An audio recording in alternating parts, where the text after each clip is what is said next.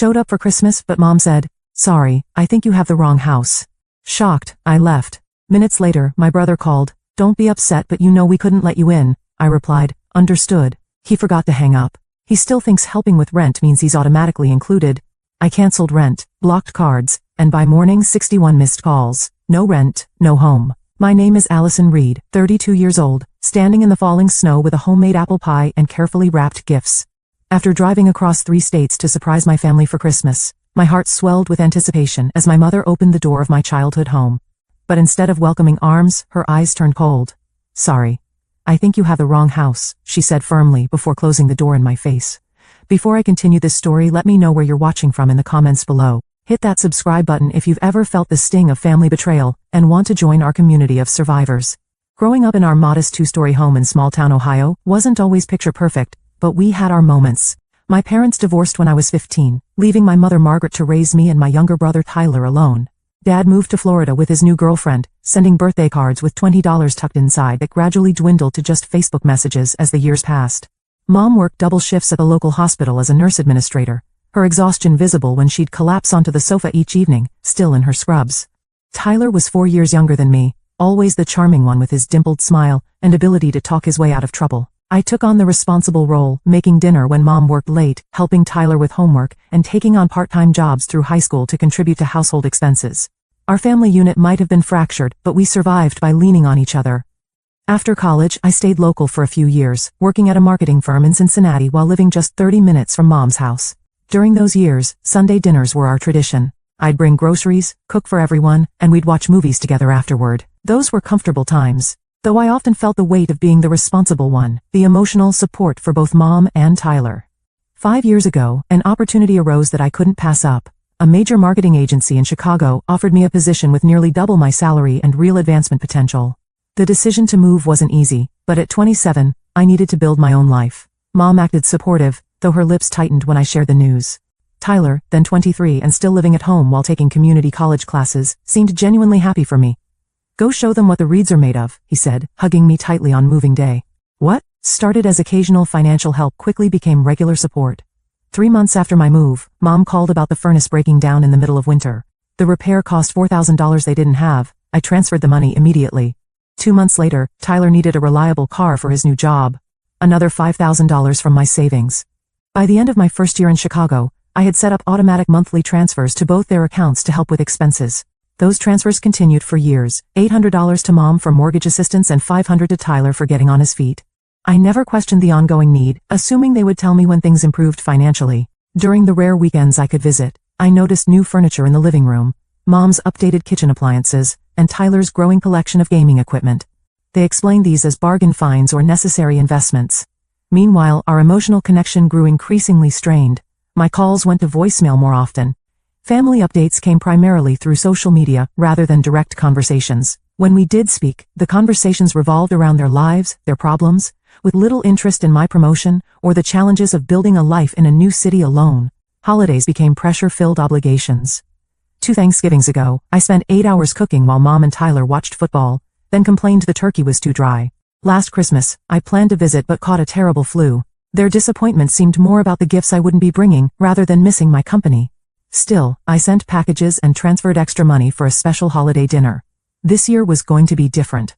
I declined a company retreat to Jamaica, arranged coverage for my accounts, and spent weeks selecting perfect presents. For Mom, a cashmere sweater in her favorite shade of blue and a spa package at the resort she'd always wanted to visit.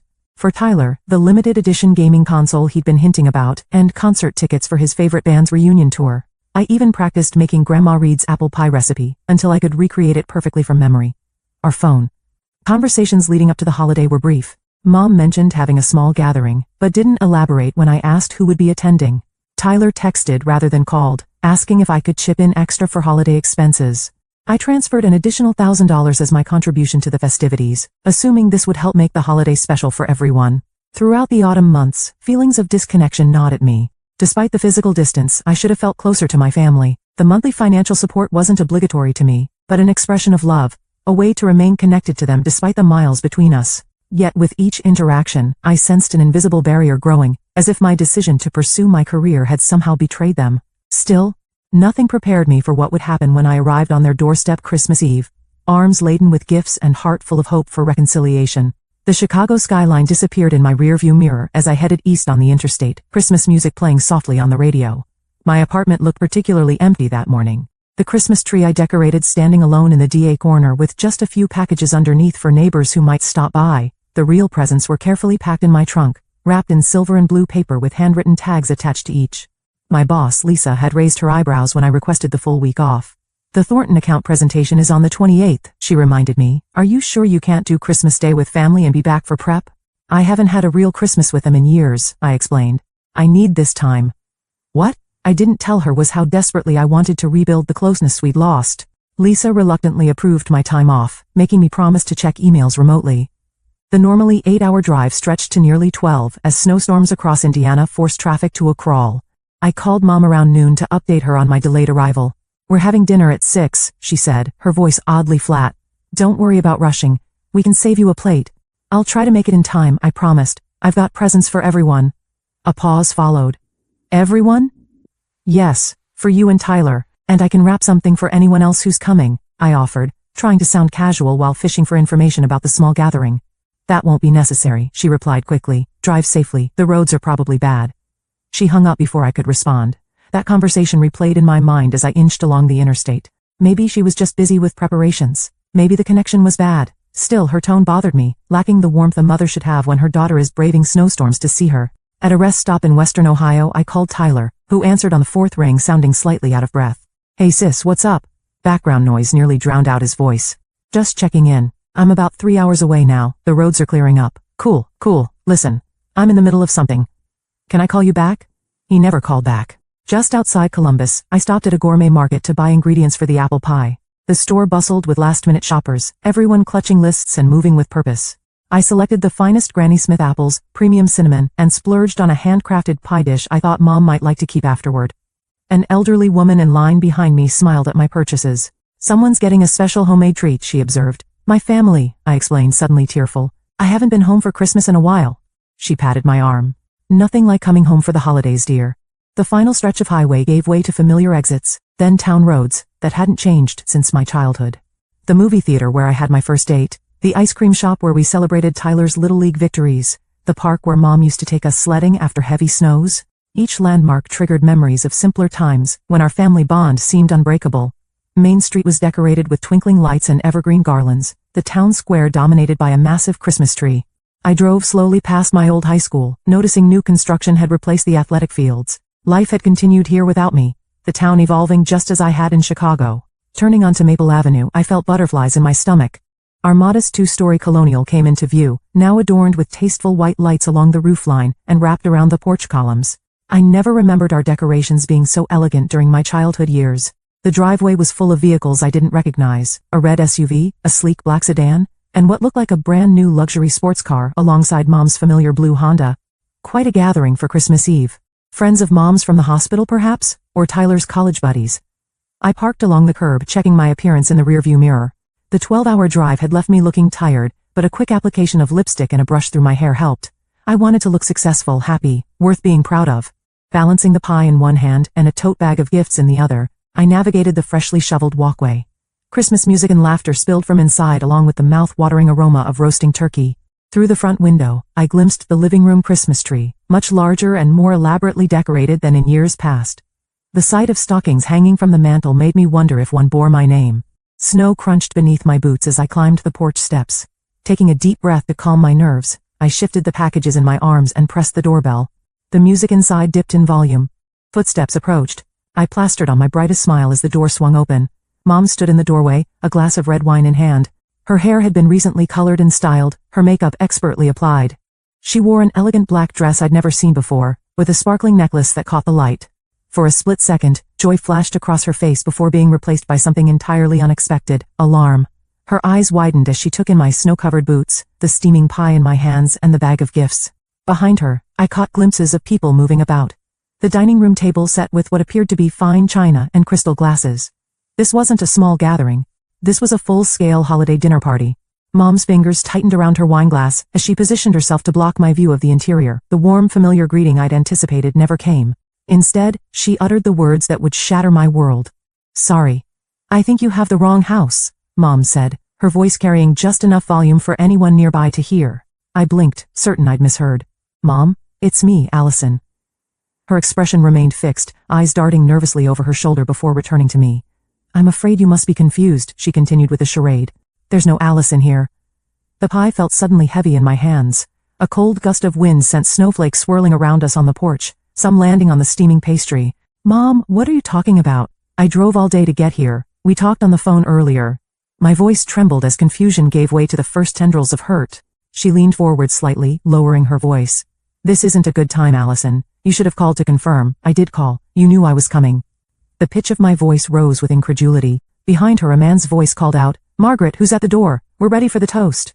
Mom glanced back into the house before facing me again, her expression hardening. "Like I said, you have the wrong house. Merry Christmas." She began closing the door. "Wait." I wedged my boot in the narrowing gap. "At least let me give you these gifts." I drove across 3 states. The door paused. For a fleeting moment, I thought she might relent, might invite me in from the cold to join whatever celebration was happening inside my childhood home. Instead, she whispered, "Not now, Allison. Please just go." "Margaret?"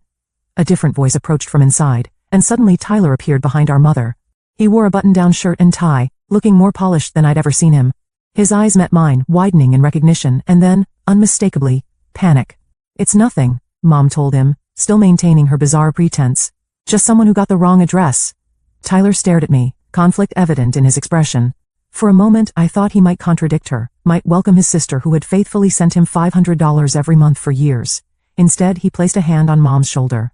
"Everything okay out here?" he asked, pointedly avoiding addressing me directly. "Fine," Mom replied. "I was just explaining the situation." From the dining room came sounds of laughter and clinking glasses. A woman's voice called out, "Tyler, your girlfriend is telling that hilarious story about your trip to Aspen." "Girlfriend? Aspen. With what money had my chronically unemployed brother taken a ski vacation?" "I'll be right there," Tyler called back, still not acknowledging me. To Mom, he murmured, "We should get back to our guests." "Our guests, not including me?" Mom nodded and faced me again. All pretense of not recognizing me apparently abandoned now that Tyler had joined her. "You need to leave, Allison. This is embarrassing for everyone." "Embarrassing?" I repeated, the word hitting like a physical blow. "I'm family. How is that embarrassing?" "We have important people here tonight," she hissed. "Tyler's girlfriend's parents, my new friends from the country club." "Country club? On a nurse administrator's salary?" "We can talk tomorrow," she continued. "This isn't the right time for your unexpected visit." My arms began to tremble under the weight of the pie and gifts. So when exactly would be the right time to see my own family at Christmas? Tyler shifted uncomfortably, but remained silent. From inside, a chorus of voices began counting down for something. 10, 9, 8. "Just go, Allison, please." Mom's voice held no warmth, no apology, only irritation at the inconvenience I'd become. 7, 6, 5, the voices continued. Tyler finally spoke directly to me, his voice barely audible. "You should have called first, sis." 43. Mom seized the opportunity of my stunned silence to push my foot away from the threshold. "Merry Christmas," she said mechanically, then closed the door firmly in my face. 2, 1. From inside came cheers and applause, the celebration continuing without interruption, as if the daughter of the house hadn't just been turned away like a stranger. I stood motionless on the porch, snowflakes accumulating on my hair and shoulders. The pie's warmth seeped through my gloves, a cruel reminder of the cozy family scene I'd imagined sharing it in. Behind the door, music volume increased again. Through the window, shadows moved in what appeared to be dancing. My fingers loosened, their grip. The pie slid from my hands, landing with a dull thud in the snow at my feet. The handcrafted dish cracked, filling with white powder as steam rose from the ruined dessert. The bag of gifts followed, tumbling onto the porch. One package burst open, revealing the corner of the blue cashmere sweater I'd selected so carefully for my mother. Tears blurred my vision as I stumbled back down the steps. The Christmas lights that had seemed so welcoming minutes earlier now felt like a cruel decoration on a facade. This house, once my home, belonged to strangers now. Strangers wearing my mother's and brother's faces. In my car, I sat with numb fingers gripping the steering wheel, unable to process what had just happened. Through the windshield, I watched the holiday scene continue inside the house, silhouettes moving past windows, occasional bursts of laughter escaping when someone opened the front door to admit late arrivals or welcomed departing guests with hugs. No one retrieved the fallen packages from the porch. Perhaps they assumed the wind had blown over a decoration. The first sob caught me by surprise, bursting from my chest with such force that I doubled over the steering wheel. Then another followed, and another, until I was gasping for breath between violent cries that fogged the car windows and drowned out the last Christmas song playing softly on the radio. For 32 years, I'd been Allison Reed, daughter of Margaret, sister of Tyler. In an instant, that identity had been stripped away on the front porch of the very home where it had been forged. I was no longer family. I was an embarrassment, an inconvenience, a stranger. As tears subsided into hiccuping breaths, I fumbled for my phone, uncertain who I could possibly call in this moment of absolute desolation. Before I could decide, the screen lit up with an incoming call. Tyler's name flashed on the display. With shaking fingers, I accepted the call, pressing the phone to my ear without speaking. What could I possibly say? Allie? Tyler's voice came through, hushed and hurried. Are you still outside? Cleared my throat, willing strength into my voice. I'm in my car. Listen, I'm sorry about what happened. I didn't know you were actually coming today. Mom said you had canceled. Canceled? The word came out as a croak. I spoke to her earlier today. I told her I was on my way. Well, she told everyone you couldn't make it. She's been planning this dinner party for weeks. Important connections for her new business venture. New business venture? My mother had been a hospital administrator for 20 years. What business venture? I asked. The boutique spa she's opening with her new partner, Richard's Investing. He's here tonight. None of this made sense. Mom had never mentioned any Richard or any spa. Tyler, I've been sending mortgage money every month. Is Mom even still working at the hospital? A pause. Not since last year. Look, this isn't a great time to get into all this. I just wanted to tell you not to be upset about tonight. You know how Mom gets about her social standing lately. Having you show up unannounced just threw her off. Unannounced. My voice rose. I've been planning this Christmas visit for months. I sent extra money specifically for holiday dinner. Another pause, longer this time. When Tyler spoke again, his tone had shifted to something placating, the voice he used when trying to charm his way out of trouble.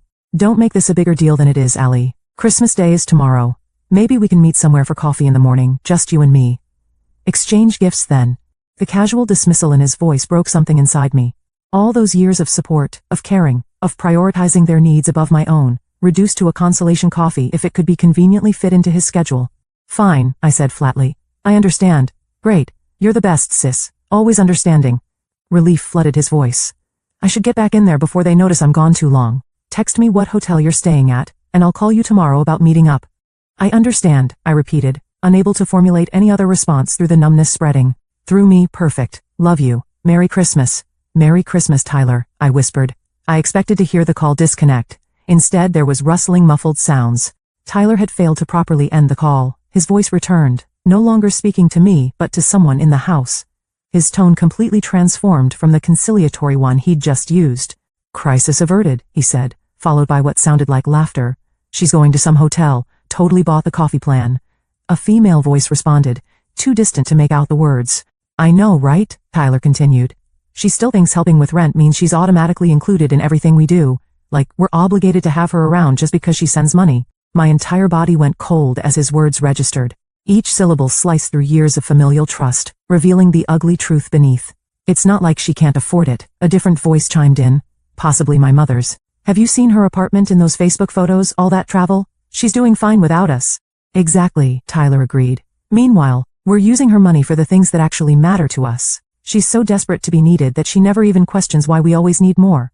Laughter followed, multiple voices joining in. Remember when she missed last Christmas because of that flu?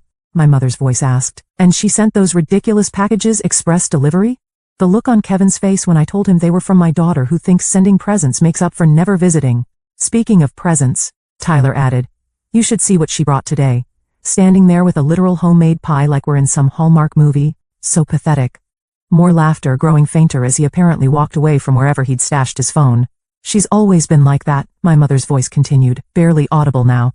Always wanting more emotional connection than normal people. Always asking how we're feeling if we're okay. Wanting to talk for hours about nothing. Who has time for that? At least her money doesn't talk, someone joked. Followed by the clinking of glasses and more laughter before the voices became too distant to distinguish. I sat paralyzed, phones still pressed to my ear as the conversation continued without me. About me. Revealing truths never meant for me to hear. The people I'd loved most in the world, the family I'd supported faithfully for years, saw me as nothing more than a convenient source of income. Worse, they mocked the very things about me that I'd thought made me a good daughter and sister, my generosity, my desire for connection, my genuine care for their well-being. The call continued for several more minutes, the phone apparently abandoned in some room away from the main gathering. Occasional snippets of conversation drifted through, each one another dagger to my heart. The money for Christmas dinner went to Richard's daughter's wedding gift, told her I needed a reliable car, bought the Audi instead, country, club membership was the best investment we could make for networking, never questions any of it. Finally, a beep signaled the call had ended, either from Tyler retrieving his phone or the battery dying. I lowered my phone slowly, staring at the screen as if it might offer some explanation, some evidence that what I'd heard had been a cruel joke or a terrible misunderstanding. But there was no misunderstanding the contempt in their voices. No misinterpreting the calculated exploitation revealed in their casual conversation. For years, I'd been nothing but a distant ATM to them, valued only for financial support while being mocked for seeking emotional connection in return. Through the fog of betrayal, one thought crystallized with surprising clarity. I needed documentation. Opening my banking app, I began taking screenshots of every transfer to their accounts, every extra payment, every financial gift I'd sent over the years. The amounts were staggering when viewed all at once. Enough for a down payment on my own house. Enough for extensive international travel. Enough to have transformed my own life in countless ways. Instead, it had funded country club memberships I'd never heard about, ski trips to Aspen that were never mentioned, a boutique spa business that was apparently common knowledge to everyone except me. As my fingers scrolled through years of transactions, memories surfaced alongside them. The promotion celebration I'd attended alone because they were too busy to visit Chicago. The hospitalization for appendicitis where neither of them came to see me. The achievement awards and recognition dinners where other colleagues were surrounded by proud family members while I sat alone, all while the money flowed steadily from my account to theirs. The snow continued falling outside, covering my car in a thick white blanket as I sat inside, methodically documenting years of financial support juxtaposed against years of emotional neglect. With each screenshot, each saved email requesting just a little extra this month, something shifted inside me. The paralyzing pain began hardening into something else entirely: resolve. The Riverside Inn's neon vacancy sign glowed through the swirling snow, a beacon of temporary shelter. It wasn't the Christmas Eve I'd imagined, checking into a roadside motel alone instead of sleeping in my childhood bedroom. But nothing about this night had gone as planned. Just passing through? The night clerk asked as he processed my credit card. Something like that, I replied, unable to explain that I was suddenly homeless in my hometown, cast out by my own family. Room 118 smelled of industrial cleaner and staleness. Its beige walls and outdated floral bed spread a far cry from the festive warmth I'd anticipated for the holiday. I placed my overnight bag on the luggage rack and sat on the edge of the bed, still wearing my coat, still not quite believing the events of the past 2 hours. The clock on the nightstand read 10:28 p.m. In normal families, this would be a time of winding down Christmas Eve, celebrations, perhaps preparing for children to wake excited in the morning, or enjoying final moments together with loved ones before the big day. In my family, if I could even call them that anymore, the party at my mother's house was likely still in full swing. My existence already forgotten or worse, served up as an amusing anecdote for their glamorous guests. Sleep was impossible. My mind replayed the rejection at the door, followed by the devastating phone conversation, analyzing each word for any trace of affection or regret. There was none. Only calculation, mockery, and casual cruelty. Opening my laptop, I connected to the motel's spotty Wi-Fi and accessed my email. If the verbal evidence I'd overheard wasn't enough, surely there would be written confirmation of their deception. I started with Tyler, searching his name in my inbox. The results were illuminating. Scrolling through years of communication revealed a pattern so obvious I wondered how I'd missed it. Every contact initiated by Tyler followed a predictable cycle. Casual check-in, update on some promising opportunity, subtle or direct mention of financial challenges, request for assistance, effusive gratitude upon receipt, then silence until the next need arose. 10 minutes into my search, I found something even more damning. An email Tyler had forwarded to me accidentally 2 years ago, apparently intended for our mother. She agreed to the extra $1,000 for the car repairs.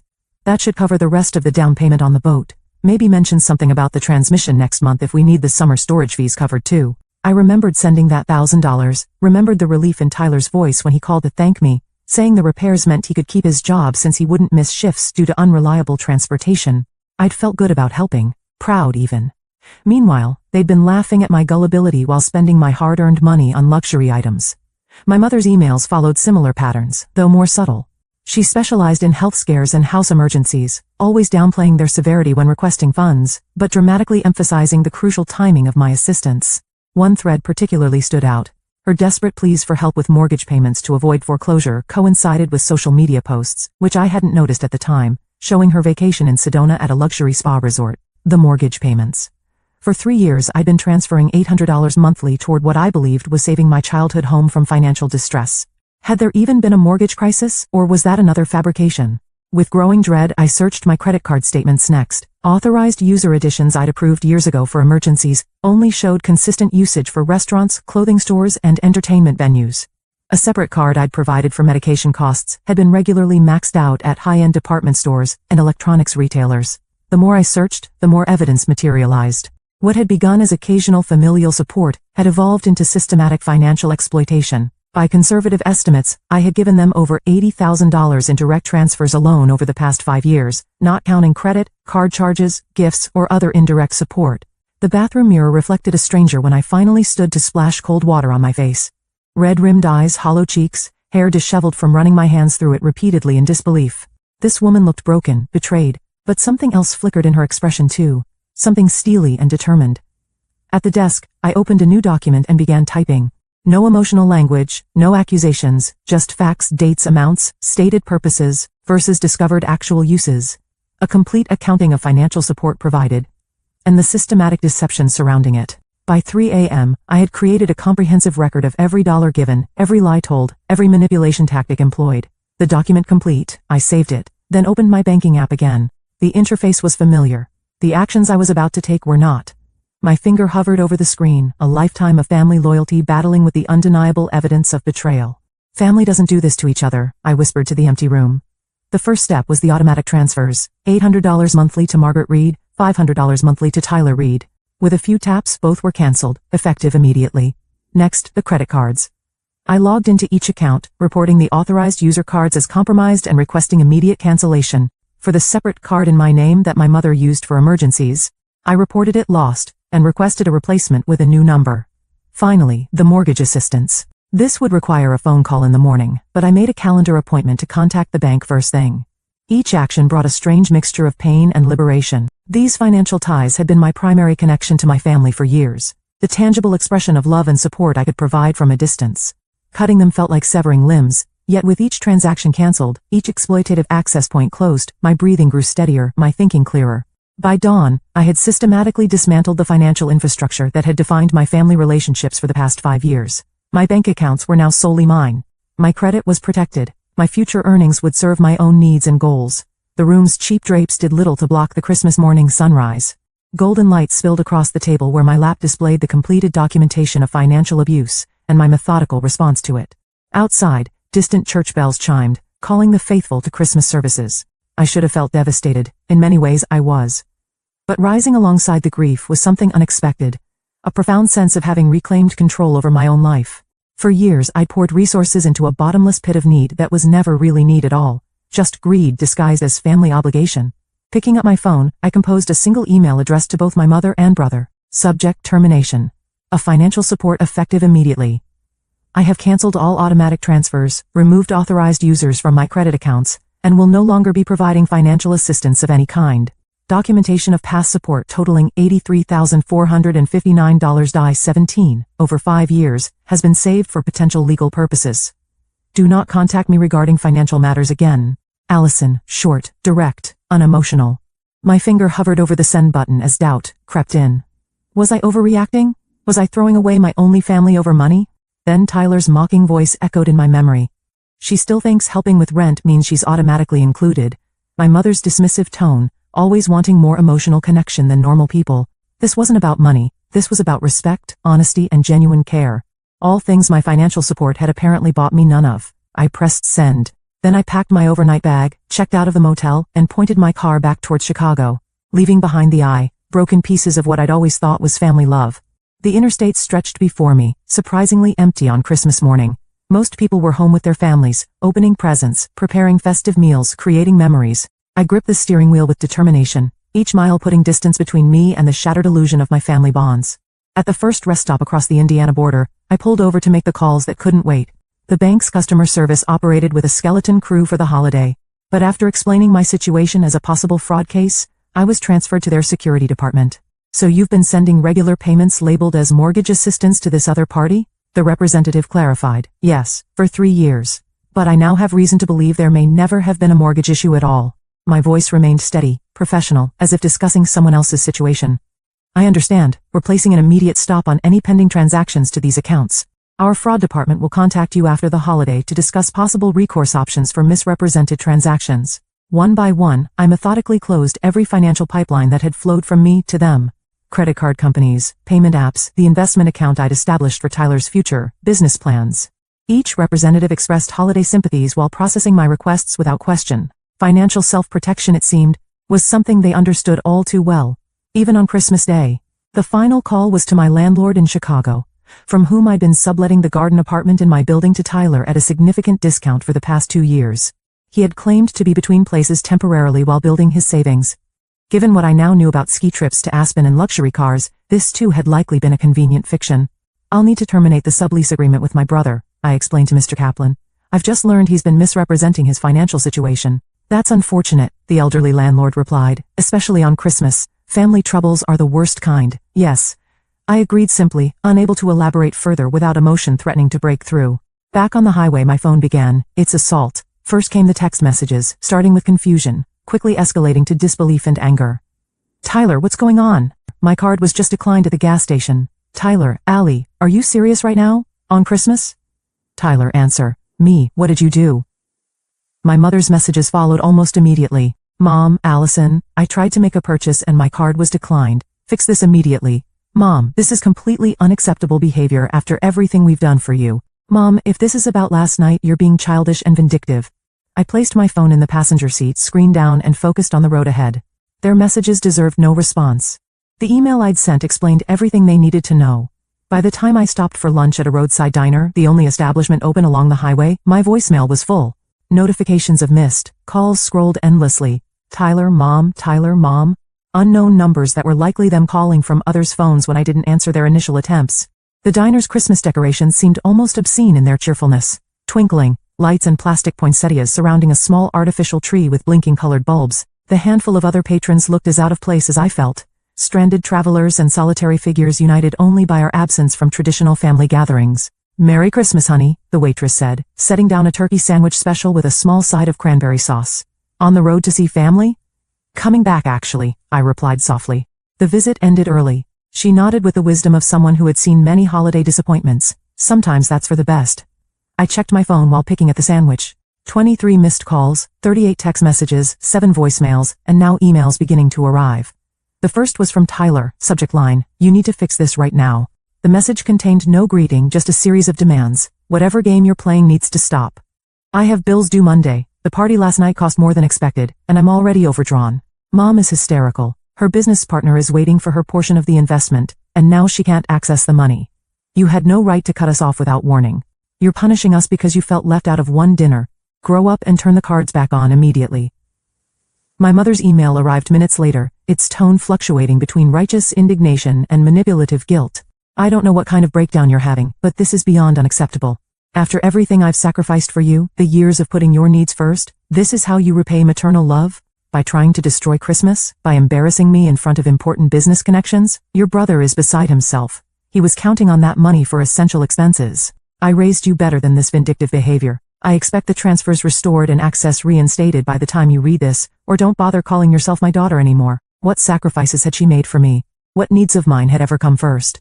The revisionist history was almost as stunning as the original betrayal. The pattern continued throughout the afternoon. As I drove through Indiana, the messages evolved from angry demands to desperate pleas. Tyler. Allie, please. My landlord is going to evict me if I don't pay today. I'm not joking. Mom, the spa location deposit is due tomorrow. If I lose it, I lose everything I've worked for. Tyler. I didn't mean what you heard. It was a stupid joke. Please call me. Mom, whatever you think you know, you've misunderstood. We need to talk. By early evening, as Chicago's skyline appeared on the horizon, the tone shifted again. Now came threats. Mom, if you don't fix this immediately, I'll have no choice but to involve lawyers. Tyler, hope you realize this counts as financial abuse. Cutting people off without warning is illegal. Mom, I've contributed to those accounts too. You have no right to block my access. The legal threats were as empty as their earlier concern had been genuine. I had withdrawn only my own funds, canceled only my own cards. Their attempted intimidation only confirmed the correctness of my actions. I pulled into my apartment building's parking lot. The final phase began. Bargaining mixed with character assassination.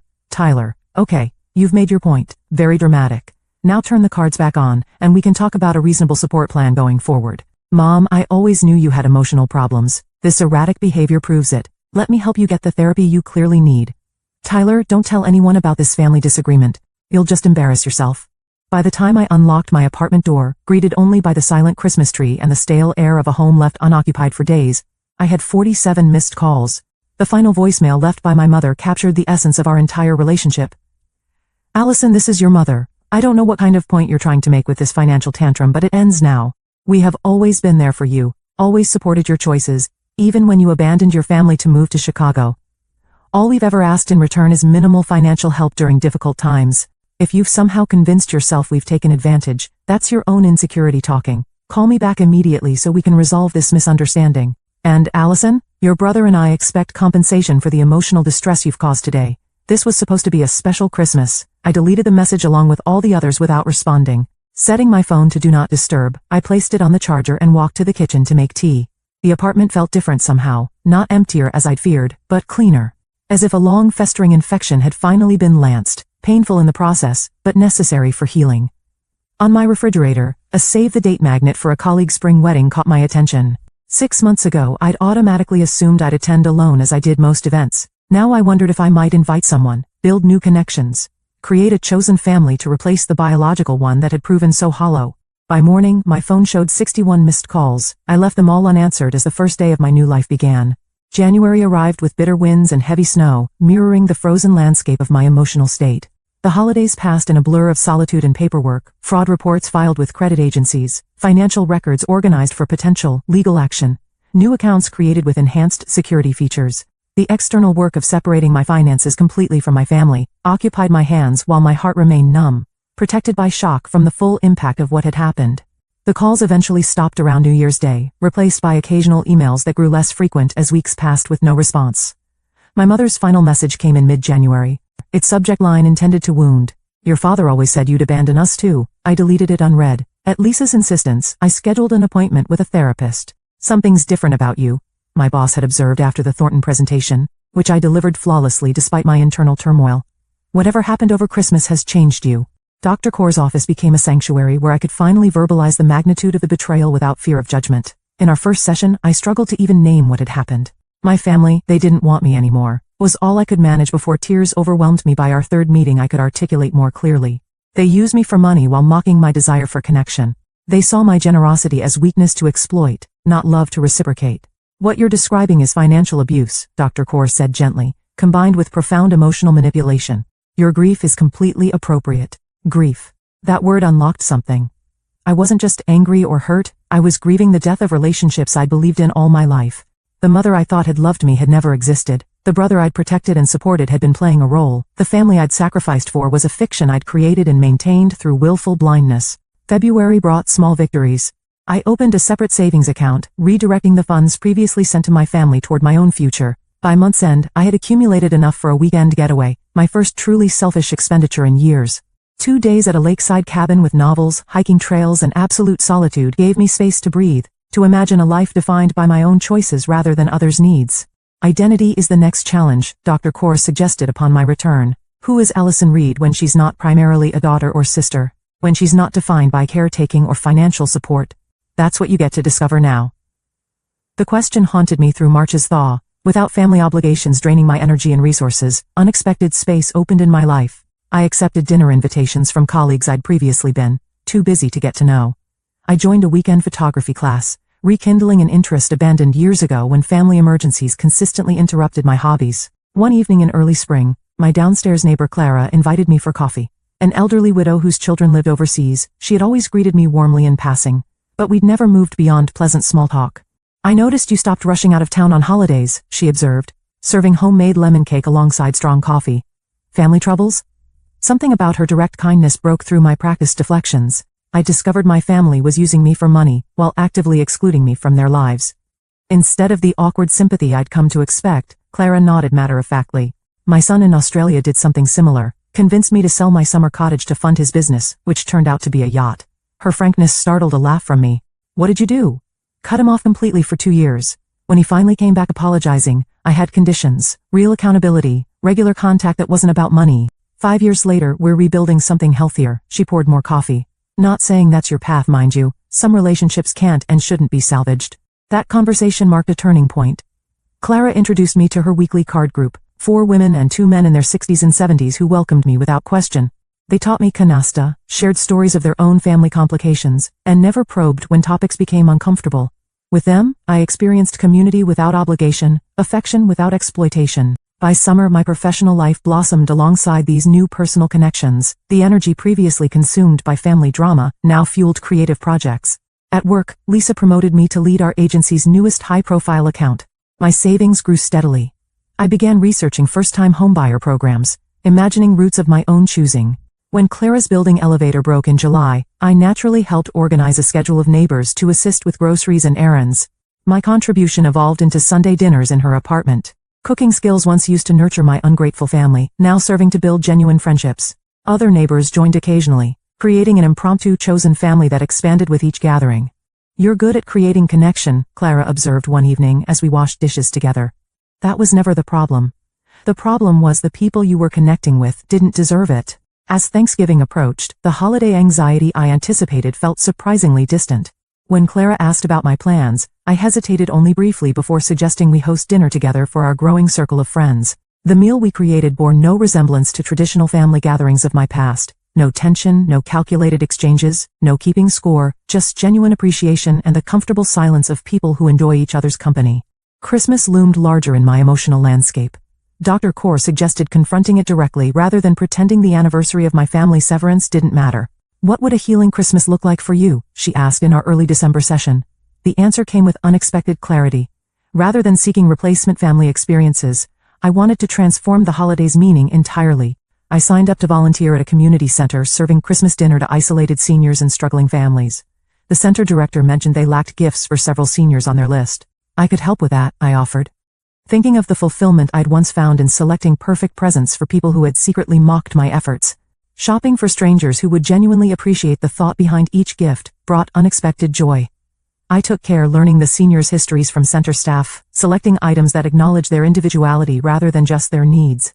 A vintage jazz record for Mr. Washington, who had played saxophone in clubs across Chicago in his youth. A cashmere scarf in her favorite shade of purple for Mrs. Diaz, who had taught art before arthritis claimed her dexterity. On Christmas Eve, exactly 1 year after standing shocked and rejected on my mother's porch, I helped decorate the community center. No elaborate display like my mother's precisely arranged decor, just cheerful paper chains made by children and mismatched ornaments donated over years. The authenticity felt more beautiful than any polished presentation. Christmas morning dawned clear and cold. Before heading to the center, I logged into my banking app and made an anonymous donation to a family support nonprofit, deliberately choosing one that specialized in helping people establish financial independence from toxic relationships. The amount matched exactly what I would have sent my mother and brother in holiday extras the previous year. The community center buzzed with activity when I arrived. Volunteers in Santa hats served food, distributed gifts, and simply sat talking with attendees who had no one else to spend the day with.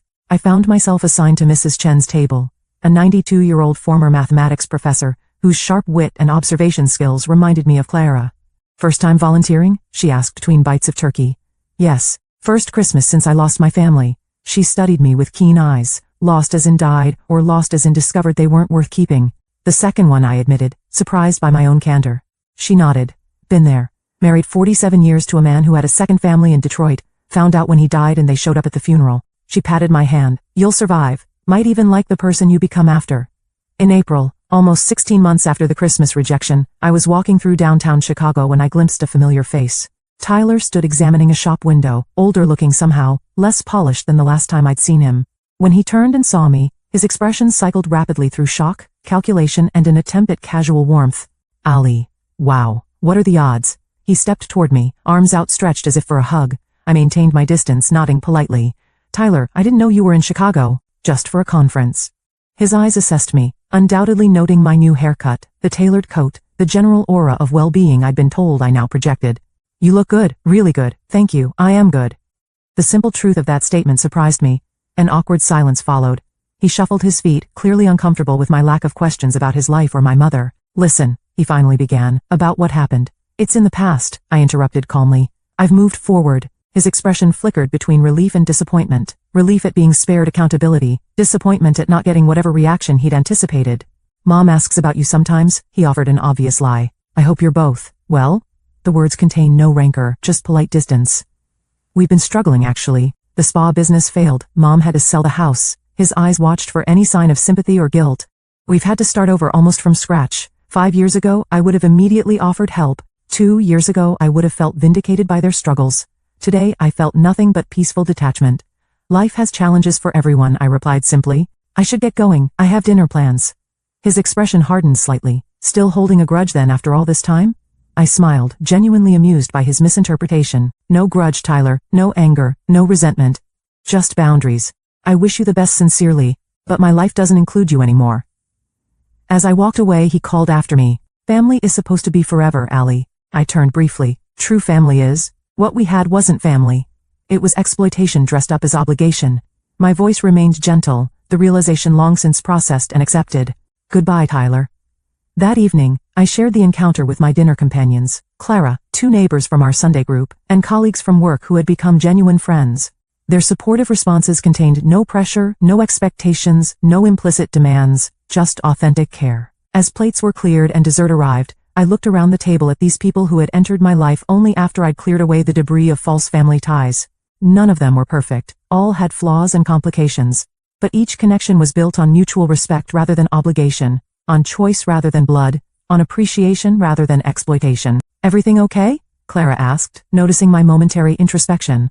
Better than okay, I replied truthfully.